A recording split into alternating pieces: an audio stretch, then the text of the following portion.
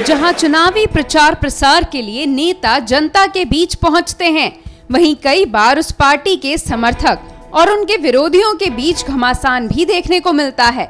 ऐसा ही कुछ उत्तर मुंबई लोकसभा सीट से कांग्रेस उम्मीदवार उर्मिला मातोंडकर की रैली के बीच देखने को मिला।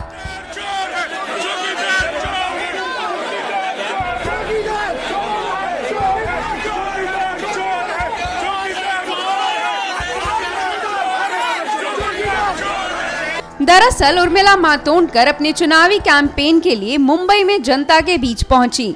वहां उन्होंने महिला सुरक्षा और कई मुद्दों पर बीजेपी की मौजूदा सरकार पर आरोप भी लगाए। ऐसे में उनकी इस रैली के दौरान कांग्रेस और बीजेपी के समर्थकों में मुठभेड़ हो गई।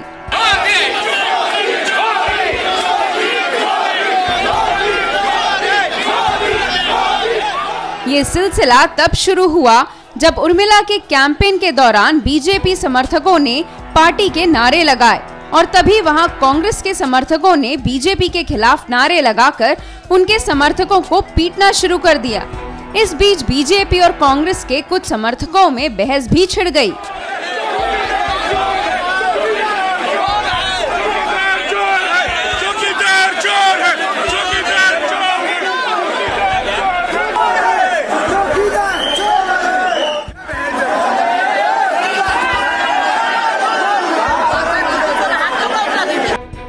इस मुद्दे की कड़ी निंदा करते हुए उर्मिला मातोंडकर ने इस मुद्दे को लोगों में दहशत फैलाने का कारण बताया। ये पूरा कायदा, पूरा परमिशन, पूरा सब कुछ ध्यान रखते हुए एक शांतिप्रिय वो रैली भी नहीं चल रही थी। लोगों से, जिसको कहते हैं संवाद साधने के लिए, हम लोग एक कोने से प्रचार कर रहे थे, जिसके लिए प्रॉपर परमिशन ली गई थी। इस सब के बीच में, क्राउड के बीच में से 15-20 लोग आए हैं और उन्होंने बीजेपी के नारे, मोदी साहब के नाम के नारे लगाने वगैरह शुरू कर दिया। शुरू में तो मैंने उसके जाने दिया, मैंने बोला चलो छोटी मोटी चीजें होती रहती है, बल्कि मैंने उनको ऐसे ऐसे भी किया कि चलो व्हाटएवर अभी खत्म करो। उसके बाद वो लोग वहां पर रुके नहीं है, उन्होंने बहुत अश्लील तरह के हाव भाव और नाचना गाना शुरू किया, क्योंकि वहां पर जो पीछे की महिलाएं थी वो इन सब चीजों से डर जाए, कहीं ना कहीं बैक ऑफ हो जाए और मतलब एक गंध मचे। और इस सब के बाद हमारे लोगों को आगे जाना पड़ा कि ये सब स्टॉप करो, बस करो। और वो आगे आगे आ रहे थे, मेरे रथ जहाँ पे खड़ा था, मेरा वैन उधर, तब जाके इन्होंने जब उनको रोका तब ऑब्वियसली उन्होंने हाथापाई शुरू कर दी।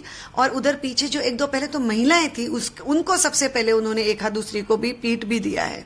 तो ये सारी चीजें सिर्फ और सिर्फ दहशत और खौफ लोगों में फैलाने के लिए की गई है और इसके मैं कड़ी शब्दों में निंदा करना चाहती हूँ। मैं पहले दिन से कह रही हूँ कि इनकी राजनीति सारी जो है ये नफरत के ऊपर बेस्ड राजनीति है। और मैं आज जिंदगी में पहली बार पुलिस स्टेशन गई हूँ, जिंदगी में पहली बार ये सारी चीजें हुई है, लेकिन मैं अपनी मुंबई में, जिस मुंबईकर मैं हूँ, ये चीजें होने नहीं दूंगी। अगर एक महिला की डिग्निटी है, अगर उसके मान सम्मान को इस तरह ठेस, इससे पहले भी इन्होंने बहुत ट्रोलिंग करके, बहुत मेरे बारे में अपशब्द कह के, मेरे बारे में मेरे वर्ड्स को गलत टेढ़ा मेढ़ा ट्विस्ट करके लोगों तक पहुंचाने की, मेरे बारे में नफरत और घृणा उत्पन्न करने की पूरी कोशिश है। जब इनकी नाकामयाब हो गई है तब ये सिर्फ शुरुआत है और ये शुरुआत कहीं पे भी जा सकती है। और ये मुझे कोई इसमें दो राय नहीं है कि ये बहुत हिंसक रूप लेगी आगे जाके।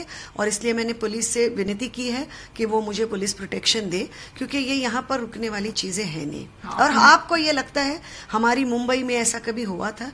एक मुंबईकर हूं मैं और एक किसी के घर की बहू हूं, बेटी हूं, और इस तरह किसी के ऊपर इस तरह का उनकी डिग्निटी को नीचा दिखाना, ये सारी चीजें हमारी संस्कृति के खिलाफ है, उसे शोभा देने वाली नहीं है। मैंने शिकायत आज जो चीज हुई उसके अगेंस्ट की है और पुलिस बहुत, उन्होंने मुझे सहकार्य दिया है। इन सारी चीजों का जो है ना सनसनी फैला के, मैं दरअसल कभी इलेक्शन लड़ना ही नहीं चाहती थी। इस तरह की सनसनी फैलाकर मैंने ये नहीं करने गई हूं। मैं अपनी शांतिप्रिय जगहों से, मैं शांति से अपने छोटे पैमाने पर अपने तरीके से चुनाव का प्रचार मेरा कर रही थी। ये सारी चीजें इन लोगों ने फैलाकर ये सबको इतना विद्रूप स्वरूप प्राप्त करके दिया है कि इसके ऊपर चुप रहना नामुमकिन है। मैंने पहले भी दिन से कहा था कि शिवाजी महाराज के इस धन्य भूमि से, पावन भूमि से मैं हूं और सवाल ही नहीं है कि अभी तो ये लोग मुझे रोके। अभी ये लोग किस भी हद तक गिर सकते हैं, ये इन्होंने सिर्फ ये करके प्रूव कर दिया है। आपको बता दें कि मुंबई में लोकसभा चुनाव के लिए मतदान 29 अप्रैल को होने हैं।